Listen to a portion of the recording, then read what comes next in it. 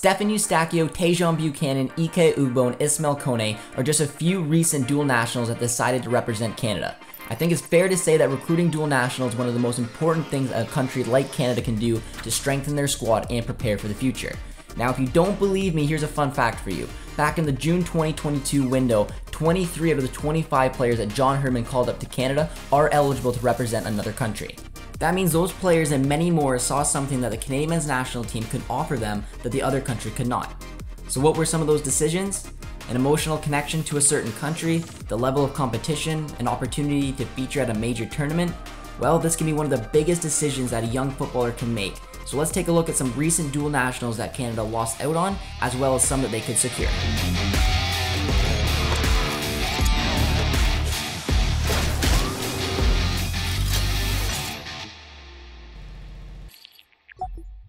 Let's start off with the one that got away, the one that Canadians were dreaming would one day represent the Maple Leaf, who ultimately decided to go with the Three Lions instead.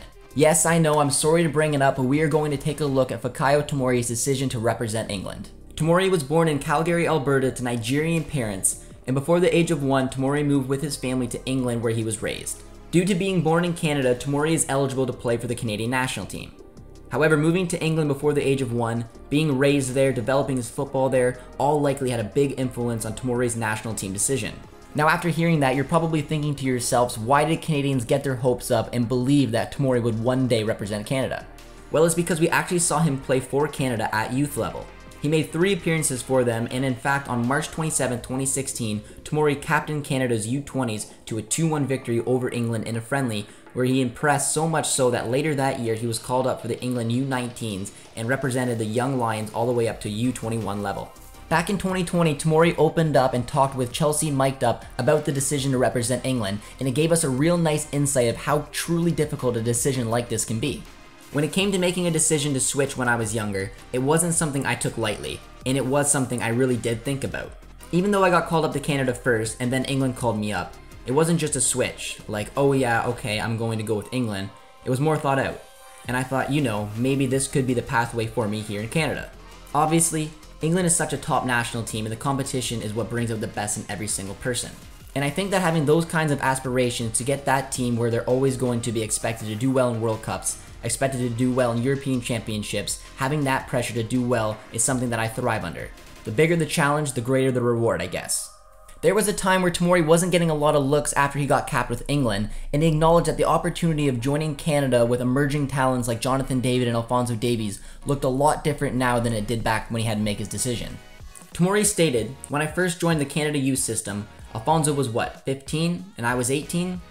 We shared a room and I thought, sharing a room with a 15-year-old, that's a bit weird. But when he got on the pitch, you saw how good he was. And 3 years later, he's moving to Bayern Munich. That was like, wow. I definitely have learned that it's getting bigger and football is getting a lot more competitive there. Which is good, obviously. And obviously I wish Canada all the best." Tomori goes on annual family visits back to Canada and considers himself Canadian, except now when it comes to being on the football pitch. Losing a player like Tomori was hugely disappointing for Canada, considering they were desperate for a profile like his and that they had him at youth level. But they just weren't able to hold on to him due to his aspirations of playing international football at the highest of levels. It's a hard pill to swallow, however for Tomori it's a decision that turned out to be a good one. He came off a career year winning the Scudetto with Milan last season, and it looks like he's going to be a starter for a very competitive England side at the upcoming World Cup in Qatar. After some time, this decision doesn't sting Canadians as bad as it originally did. Now, Tomori, when he was having to make that type of decision, took a look at the Canadian program and probably thought if he wanted to play at the highest level, he had to go the England route. But there was a time where it looked like Tomori was going to be left behind and not actually playing for England. He wasn't eligible now to play for Canada, he wasn't going to play for England because he wasn't getting called up, and it looked to be a bad decision. But he rediscovered his career, moving to Italy, and it's been fantastic to watch him break back into this England team, and in my opinion, going into this World Cup, he's England's most important center back. The next dual national that Canada missed out on that we are going to talk about may not have hurt as much as Tomori, but the wound is still fresh, and that is Stefan Mitrovich. Mitrovich was born in Serbia and moved to Hamilton, Ontario when he was 6 months old.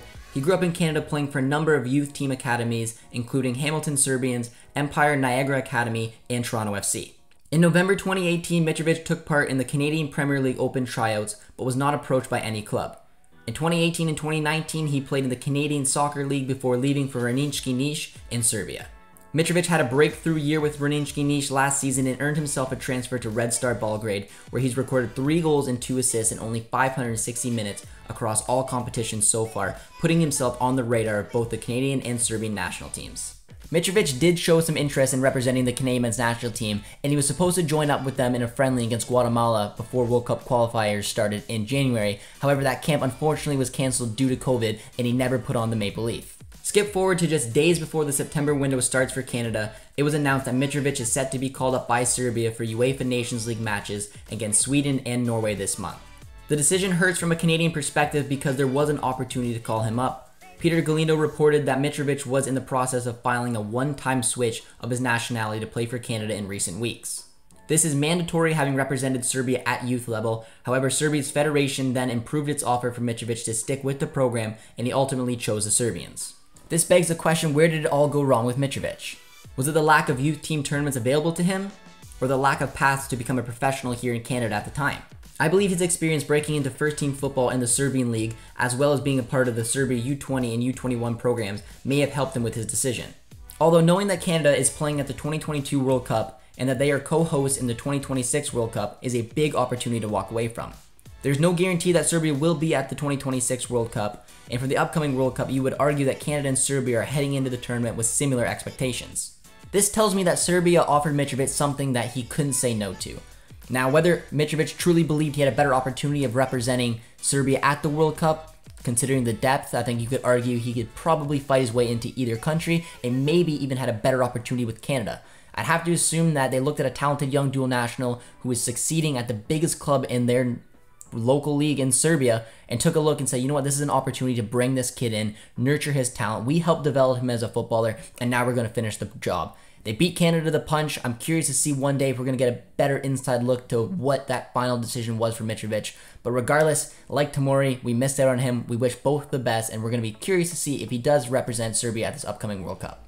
It has now been confirmed by John Herman that Tom Holmes is not eligible to represent the Canadian men's national team. This was a big rumor going around. A lot of Canadian fans were getting excited about the prospect of bringing in this talented young center back, but those rumors have now been put to bed.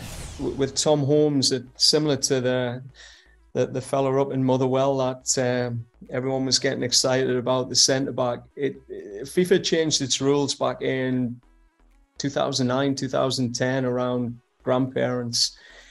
So it's just being clear that you no longer qualify for a country through your grandparents. So I think we can get that straight today, and you guys can make sure that the Canadian football community understand that if it's a grandparent, you're not getting eligibility for Canada. So that's pretty clear. So Tom Holmes, no. Enough now with the ones that we lost. Let's move on to some more positive stories, like the case of Luca Kolyosho. Kolyosho was born and raised in the United States to a Nigerian father and an Italian-Canadian mother, and is eligible to represent Canada due to his mother. Luca was called up for the Canadian national team in the June 2022 international window, and in that window, Canada ended up playing 2 Nation League matches. However, Luca did not get named to either matchday squad for those fixtures because they were competitive matches, and that means that he would have been capped. Luca wasn't quite ready yet to be fully cap-tied and made it clear that he wanted to keep his options open with the US. He was supposed to feature in the original friendly against Iran, but after it was cancelled and replaced with the Panama friendly, it was also cancelled, which meant that he left the camp early without making his debut. This discouraged a lot of Canadian men's national team supporters because the June window was a nightmare. Between the 2 cancelled friendlies and the player compensation issues, we were worried if we'd seen the last of Luca Kolyosho with Canada. However, that wasn't the case after he accepted another call-up for the upcoming September window, the final and most important window before the World Cup begins.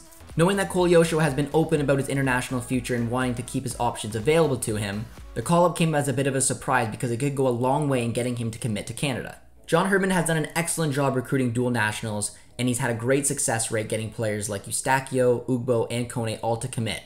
But after losing out on Marcelo Flores to Mexico over the summer, and now Stefan Mitrovich to Serbia, this might have made getting a player like Luca Kolyosho to commit all that more important.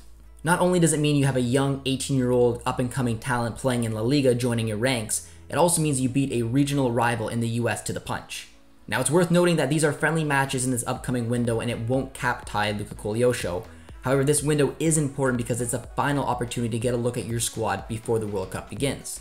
For the two upcoming matches against Qatar and Uruguay, I'm expecting John Herdman to play his best 11 and bring players off the bench that he believes can make a difference. Now, at time of recording, the roster has not dropped, but I'm expecting it to be 26 players, not an expanded one to get a look. He wants to take a look at the players that he'll be bringing to Qatar and get a true idea of what this team can do. Now, the fact that Luca Kolyosho is on this list is a positive piece of information because it's telling me that he's a part of these plans of going to a World Cup. And I don't have to tell you that if Kolyosho does go to the World Cup, this window may not cap tie him, but that one will. This situation could be similar to Serbia offering Mitrovic something that he couldn't say no to. Canada may just be doing that to Kolyosho. The opportunity to go to a World Cup is a difficult thing to say no to, and it doesn't look like the US were willing to offer him that big of an opportunity yet. Now you may be asking yourself, is a player who's only 18 with a handful of senior appearances worth bringing to the World Cup? Well, considering that this is an expanded 26-man roster, it opens up more spots, and more than likely only between 15 to 18 players will truly get important minutes or minutes at all at this World Cup. So if it takes bringing a young 18-year-old to the World Cup to gain valuable experience, learn from the group, and permanently cap time to your program, this may just be too good of an opportunity for John Herdman to pass up.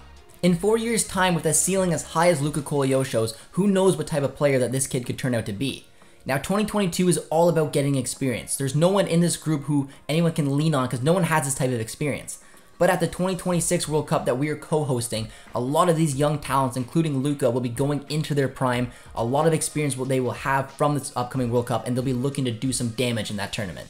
Well, if trying to cap one dual national this window was nice, imagine if we're able to do it with two. Now, there's a lot of rumors going around that Daniel Jebsen was interested in filing his one-time switch to Canada and potentially feature in the September window as well. Jebsen was born in Oakville, Ontario and began playing football at the A&B Football Youth Academy. He lived in Canada until he was 13, and in 2017 he moved to England with his family. He's eligible to represent 3 different nations, Canada due to the fact that he was born there, Jamaica because of his father, and England because of his mother. Now, why did I and many other Canadians believe that Jebsen would be called up for this window? Well, social media, of course. Some Canadian men's national team fans noticed that he's recently added the OVO owl, a famous symbol for Canadian artist Drake, along with the 6 in reference to the GTA, also known as the 6, to his Twitter bio as well as Instagram bio.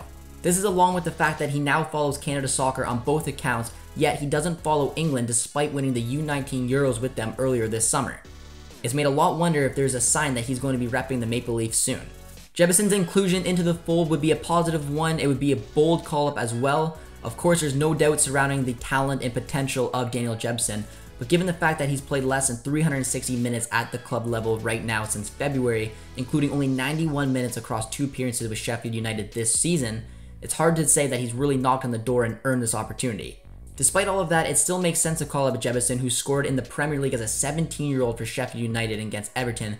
A lot of the reasons to call up Jebsen are similar to Kolyosho. It could be a statement player to get to commit to the Canadian men's national team at such a young age. With rumors like this, a lot of Canadian fans were getting desperate to see that September roster drop. It was also delayed, and at time of recording, it is still not out. However, a lot of people were thinking it got delayed due to Daniel Jebsen trying to file his switch, trying to get a part of this team. But all those rumors, whether they were true or not, were kind of squished the very next day, because it was announced that Daniel Jebsen was called up for the England U20 camp, putting an end to the speculation right now about Jebsen's immediate international future. We don't know what went on behind the scenes about the potential Jebsen call-up, but one thing is for sure is that the door is definitely open. Whether you want to take social media into account or not, the fact that it was probably always going to be a little difficult to get 1 if not 2 young players like Kolyosho and Jebsen in before the World Cup.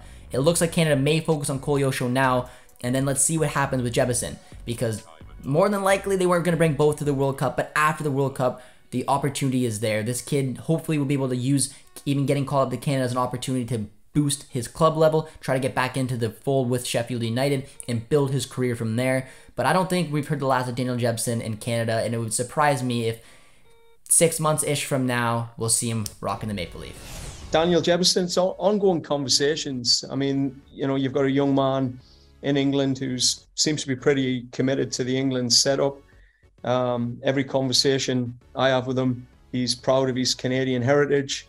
He sees himself as Canadian. He identifies as a Canadian, and at some point wants to play for Canada. But we're in a football industry, and gone are the days where, you know, you you sing your anthem and that's the country you're going to play for. You know, those days are gone. We have agents involved. We have commercial influences. And I wish it wasn't the case, but it's the industry, the nature of the industry we work in. So that'll be an ongoing conversation. It might be something we see for the World Cup if he earns that spot, or it might be something we see in the future. The reason why Canada could eventually get Luca Kolyosho and Daniel Jebsen to commit to them is because they can offer them something that is every young footballer's dream, and that is to play at a World Cup. When you are a dual national, you have a unique opportunity to set yourself up for success to go to a World Cup. However, a part of that depends on the countries you are eligible for. For example, if both countries qualify for the World Cup and the player isn't emotionally invested in one or the other, the player may want to go with the country that he has a better opportunity of playing a bigger role in at that World Cup. A great example of this is Wilfried Zaha. Zaha represented England from 2011 to 2013, however he never featured in a competitive match. In 2016, the Ivorian Football Federation confirmed that Zaha sent his correspondence to FIFA to switch his international football allegiance from England to Ivory Coast, where Zaha, to date, is a regular for the Elephants, having 27 caps. Jebsen could one day follow a similar suit to Zaha, not having an opportunity to play for England, taking a look at the other country you're eligible for, and making that jump knowing that a potential World Cup place could be on the line. But now just imagine how much more difficult this decision could be when the two countries you are eligible for are both heading to the World Cup now in 2022, as well as both co-hosts in 2026 and look to have bright futures, similar to Kolyosho's case along with Canada and the US. It can be almost an impossible decision for Kolyosho, which timing could be very important, which is why Canada is going for it now. The US simply can't offer him a World Cup spot. I'm not saying for sure that Canada will, but similar, like I mentioned, to Serbia and Mitrovic, maybe that's what it's going to take to make this decision a lot easier for the player. There is so much pressure being a young dual national. No one truly understands everything that goes into making a decision of this magnitude. There's a lot of different factors out there trying to influence the player, but at the end of the day, the player will sit back and take a look and make the decision that's best for him, his family, and his career, and hopefully the soccer world can understand it. That is all for us here at One Soccer. I hope you enjoyed the video, and if you did, as always, be sure to drop a like, drop a sub as well. We want to get to 100,000 subscribers. If you want to help us get there, dropping a sub will definitely help. Also, be sure to subscribe over to One Soccer for all the best Canadian soccer coverage. My name is Josh Deming. Thank you all for watching. We'll talk to you soon. Cheers, friends.